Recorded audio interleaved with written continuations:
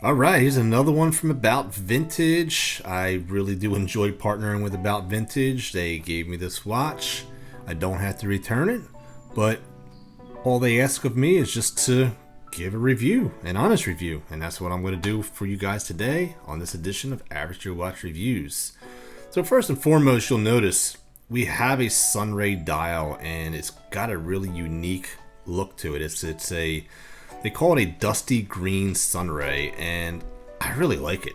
That also comes in a sunray blue, and they also comes with a white as well. I think this one here is the winner, which is why I chose it, and I really like it.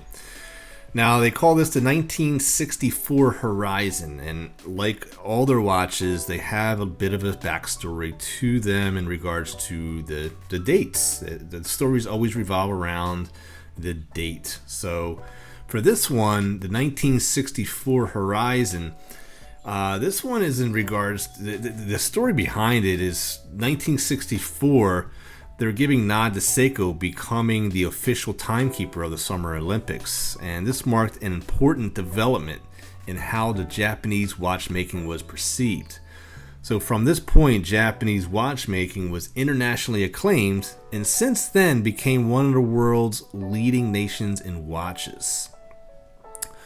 Now, the 1964 bears reference to the history of Japanese design with simplicity and functionality as the main factors, being a true versatile watch for both sport and cocktails. The 1964 is made as the do-it-all watch for all occasions. The 1964 Horizon bears reference to the history of Japanese design with simplicity and functionality as its main factors. Being a true versatile watch for both sport and cocktails, the 1964 Horizon is made as a do-it-all watch for any occasion. So the design of this watch is, the design process of the 1964 Horizon. About Vintage wanted to make a watch that is both rugged yet refined. So something that caters to the sportswear and cocktail attire alike, with inspiration from Scandi Japanese design culture of simplicity and functionality. This here is just a simple three-handed watch with large superluminova filled hour markers encapsulated in a bulky case, but stripped from unnecessary details. And that's what About Vintage believes is the best of both worlds, a sporty yet dressy watch.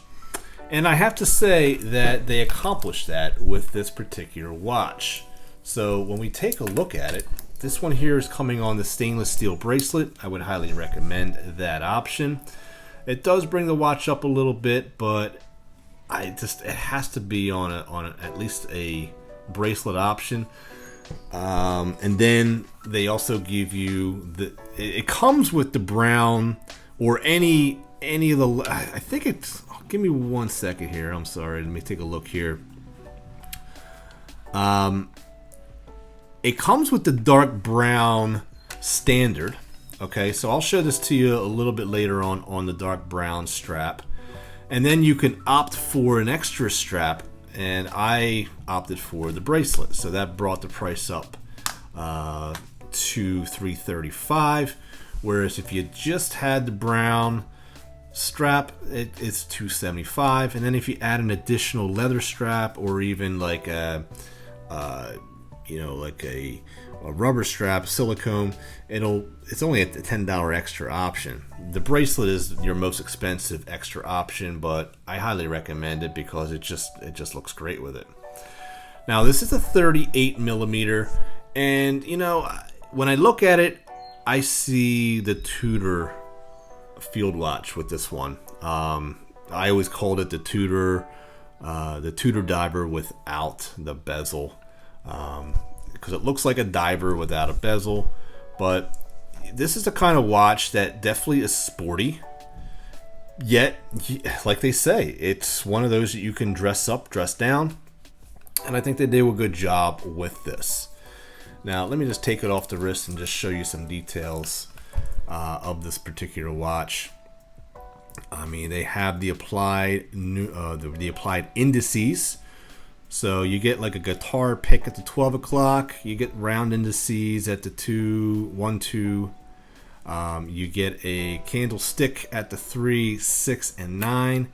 So you get a variety of that. They are outlined with the polished stainless steel, and you do get super luminova. You do get lume on the hands, and you get the lollipop, not at the counterbalance, but actually in a pretty good position where you can legitimately tell where you are on this second scale here. So I like that they did that. You do get a polished bezel. You do get brushing, chamfered edge, and some more brushing as well. And I like that look. I like that they give you a little bit of a polish right there at the chamfered, and you get a little bit of polish at the bezel. You do get the About Vintage logo with really a cross patterned, almost like a diamond like crown, which actually looks really good. It really refracts light nicely. I think that's a really cool looking crown. Actually, I just noticed that now. It's really nice. Nice job. This is a 3-link bracelet, all brushed stainless steel. You get screw links, by the way, which is nice touch. Now, I actually took this out of the box, and all I did was I just did the micro adjust. I brought it all the way in, and it actually fits my wrist, which is very rare for a watch. They did give me an extra link. I believe they'll do that for you as well. You do get a screw down crown. So we just unscrew it, pop it, only one position, hacking, and we could set it and forget it. No problem there. This is the Seiko TMI V31 Mecha Quartz. So that's why you're getting the, let's take a look here. This is the TMI VH31 Mecha Quartz, sweep second quartz. So that's why it looks like an automatic, but it's really a quartz. I like that look a lot. So you get the benefits of a grab and go watch with the look of an automatic. There's a lot to like about this watch, guys. This is a 38, so this is your vintage sizing. So we take a look here, you're getting 38. Our thickness on this watch is a pretty slender 12 1/4. And we'll take a look at our lug to lug. Our lug to lug is right at 43.5. Not bad at all. And then we're getting a 20 millimeter lug width. This is just a really good looking timepiece. It's just one of those watches that is versatile. I could wear this dressing up, dressing down, and I just like the color on that dial. I like the fact that it's sunray, and it's clean. It's a very clean aesthetic. It's very traditional styling. You know, they didn't really go crazy with this one. They just said, you know what? They put a unique feature, which is this really dusty sunray green dial, which I really dig. I think that was probably the biggest thing that really hit me when I saw this watch. Besides, obviously, the aesthetic, it just reminded me of you know, what Tudor has done with their watch. Let's check out the case back here. It actually reminds me of a fingerprint, but it's really a horizon. It's a bunch of concentric circles, and I like it. It looks good. And this is where you can actually get the free engraving if you choose to do so. About Vintage actually does that for you, free of charge. I don't like the screws, though. I don't like screws on case backs. About Vintage isn't the only company that does it, but I just don't like it. These screws are easy to lose. They strip. They're a pain in the butt. So I always prefer a screw down, and especially because you're gonna have to change the battery on these. I think the only positive thing about the screws is the fact that you're not going to use the case back opener and scratch the back of your case. But the other negative about screws is that when you're screwing it down, you're compressing the gasket unevenly. And if you could put these screws on and leave them all loose and kind of tighten them in like a X pattern, I think a cross pattern, I think you'll be better off doing that kind of. But you know, how many people are going to do that? So I think you get better water resistance when you can actually screw down a case with a typical screw down, because then you're compressing the gasket throughout the entire gasket evenly, as opposed to compressing this side, compressing that side. And I don't know, I think there's definitely more chance of failure with that. So there's a couple reasons why I don't like these screws, but I like the screw down. I like the case back design. I think it's done nicely. They give you a lot of information here. You can even see the movement that they use. They typically do that too. There it is. There's the TMI VH31 sweep, sapphire crystal, 10 ATM, 1964 Horizon. I like that. I like when they do that. They give you a lot of information that some watch companies just don't do that. I wish all watch companies at least gave you movement.